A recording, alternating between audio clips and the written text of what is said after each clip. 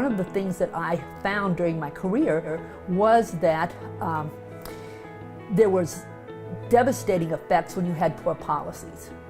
And many times it was very difficult to make a difference as a practitioner. And so when I got out of the PhD program, I really wanted to understand how policy was made. So I went to work for the Department of Human Services in Minnesota, and they were right on the cutting edge of long-term supports and services reform. They talked to the people that were the clients, and they talked to the legislators, and they talked to the providers.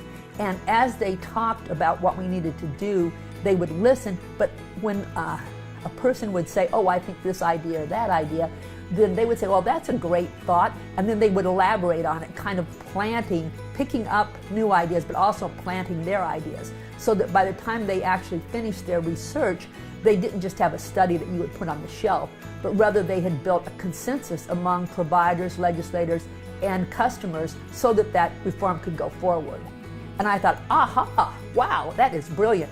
And so when I came to KU, I found this fabulous place where there was a real emphasis on the strengths approach, but more importantly, they were working hand in glove with the state. Through my whole career, I tried to imbue that into my social policy classes. And then when I finally got a chance, I wrote a textbook, Social Policy for Effective Practice, to do two things: really emphasize how practice is tied into policy and give people on the ground ideas about how to do that.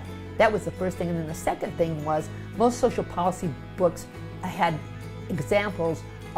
For instance, if you were going to talk about mental health, it was mental health of children.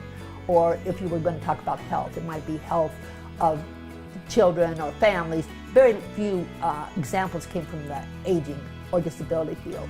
And so I integrated that into my textbook too, so that there was an aging-infused element to it. But that emphasis on strengths and that emphasis on working closely with your state policymakers is the only way you're going to have any influence.